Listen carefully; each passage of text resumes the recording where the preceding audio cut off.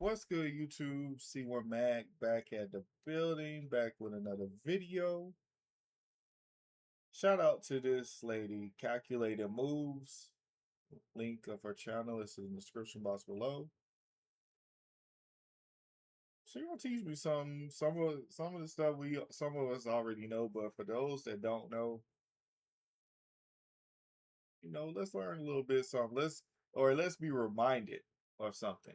You know, let's see. We want to learn the way to finance a car. What way is bad? What way you should approach it? So, without further ado, let's get started. You walk into a car dealership and fall in love with that perfect car, and the salesperson asks you that one simple question: what monthly payment works for your budget? Not even gonna hold you.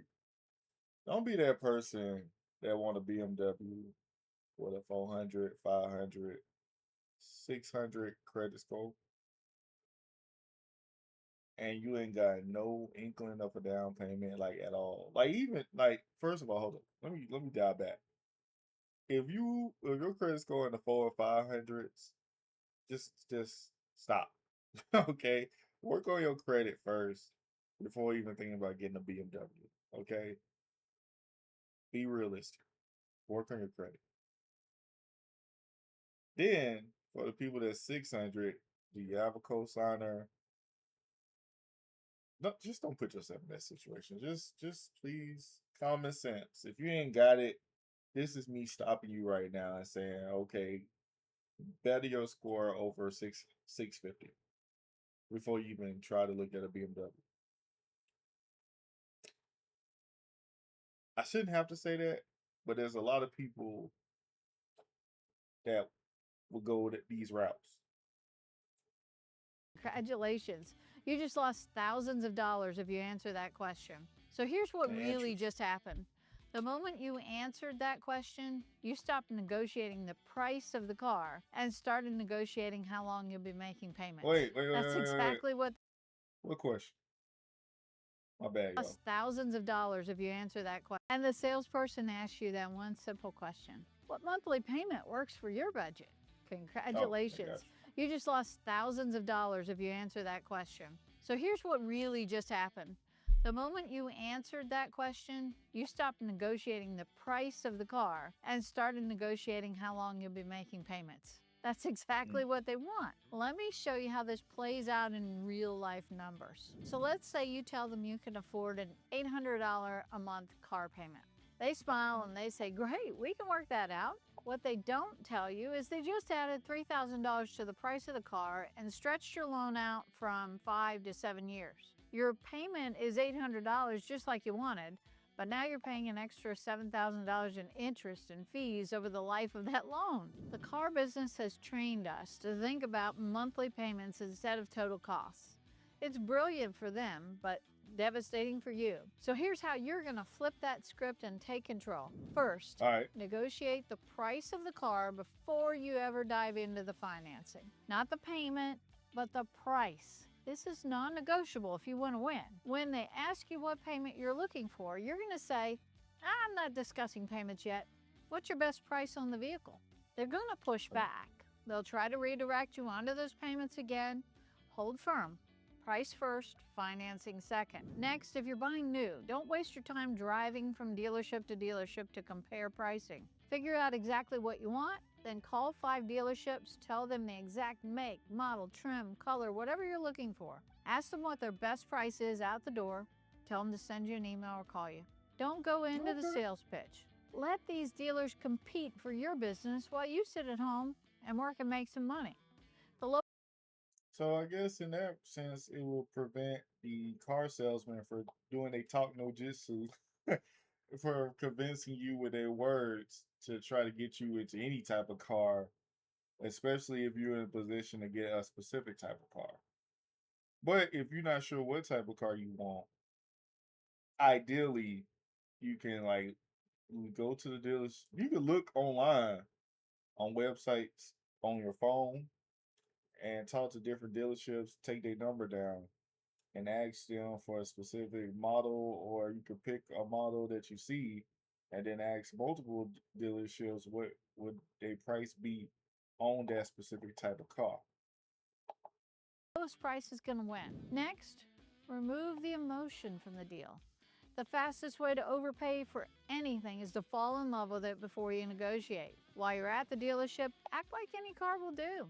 There are 50 others just like it at other dealerships. The moment they sense you're emotionally invested, your negotiation power vanishes. I know that's hard. That's You true. found the perfect color, the interior is exactly what you want, you can already picture yourself driving it. Push that aside for a minute. This is a They do be sitting there trying to pick your brain in conversations, trying to see what would bait, what would take the bait, what would bite. And it's crazy because they just willing to just do whatever it takes to get you into a car as long as it gets a sale. That's all they care about. They don't, there's nothing about them, car salesmen. There's nothing about car salesmen that really truly give you impression that they really trying to take care of you. They're just trying to get you into a vehicle. Some of them might actually want, you to fit into a family just a little bit. But if they see that you're emotionally invested in any way, shape, or form, instead of just being emotionless the whole entire time, they would sit there and say all of these good things in your face just to try to get a reaction out of you. And if they read anything in your body language that says otherwise, or say something that they can go off of, they're gonna expound on it. Okay, that worked. Okay, I see business the mistakes transaction, that I've and we're made. going to treat it like one. So, fourth, understand that buying the car in one deal day is not your best process. When they don't meet your price, you're going to leave. Don't argue, don't get emotional. Just say, I appreciate your time, but that doesn't work for me. And you walk out that door. Now, here's the secret they don't want you to know. If it's the 20th, 25th of the month or later, walk away. Dealerships and salespeople normally have monthly quotas. If they're not going to hit their quota or they're close to it near the end of the month, you might be getting a phone call. They'll suddenly find a way to meet your price if it means hitting their goal. I've seen this happen dozens of times. The deal that was impossible on Tuesday becomes totally doable on the 29th. Same car, same buyer, different motivation. Next, I Mm, recommend you put down as little as possible. I know that sounds backward. Everything you've ever been told says put down more and lower the payment. But here's the reality. The moment you drive off that lot, car's going to lose 20% of its value. If you put $5,000 down, next week that $5,000 is gone. Insurance covers what the car is worth right now. So keep your cash. You can always make extra payments later if you want to pay it off faster, but you can never go back and get that down payment money back. Next, another strategy you might try is to bring your own financing. Before you ever get into that dealership, you can get pre-approved from your bank or credit union. Walk in with a check true. in hand or know that financing is ready. Then you can tell them, my credit Realize all union that was already screen. approved me at 5%. Can you I beat was that? locked in. Many times they can't, but if they can, great. You just save some money and you have leverage. So here's what this looks like in real practice. Let's say you've decided you want a specific SUV. You call 5 dealerships. 3 of them come back between 34, 35,000. One comes back at 32,000. One doesn't respond. You're going to call the $32,000 dealership and say, I have another dealer at 31.5. Can you match it? Even if you don't, they'll either match it or they won't. If they won't, you tell them you'll think about it, and then you can call them back. You walk away. Mhm. It's the 22nd of the month, so you wait. On the 28th, your phone rings. They're at 31.2 if you'll come in today. So you just saved $2,800 by being patient and being willing to walk away. When you show up, you already know the price, you're pre-approved for financing. See, I think the mistake that most people do is when we'll finally will want a car over a period of time because we want to get the work A to B. Then we saved up enough money that we think we should finally just get a car. Then everybody's talking about you should go ahead and go for a car now. And all that peer pressure versus the excitement of wanting to get a car, you lose all of that discipline that you could possibly have to do the right timing, to do all of this jargon and all this, take all these tips. to in order to do what's best for you and benefit you.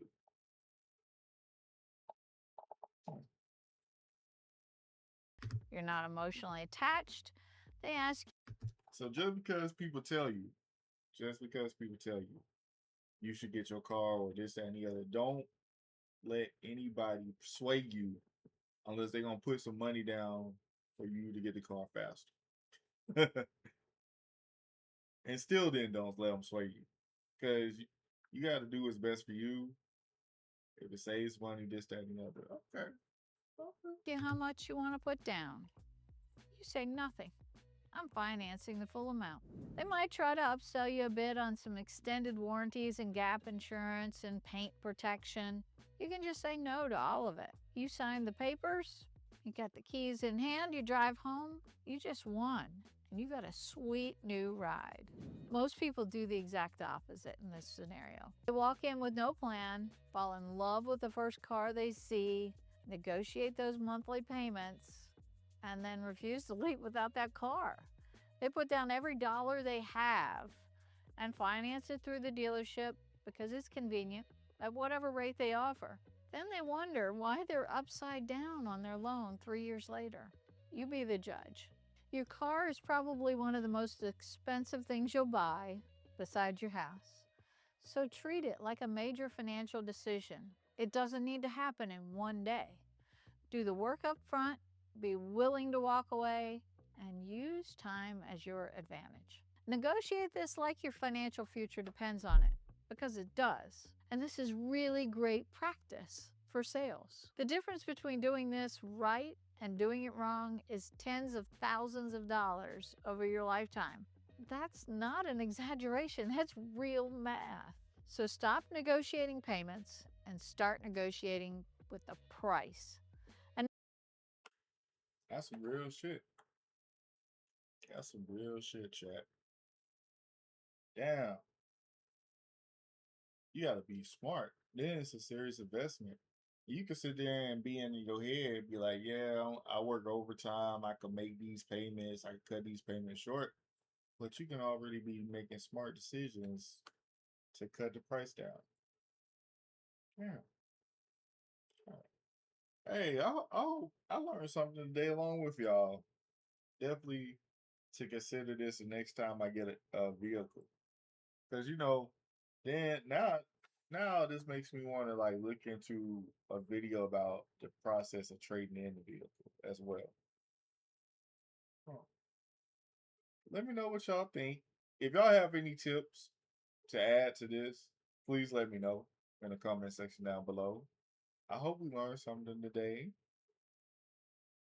I just took some notes. I got this video too. Oh, yeah. Yeah, we definitely got to be smarter. We definitely like people don't see those $10,000 going to them, but you never know what situation you will need all of the extra money in the long run. So even though you can't see the money, still save yourself a bunch of money.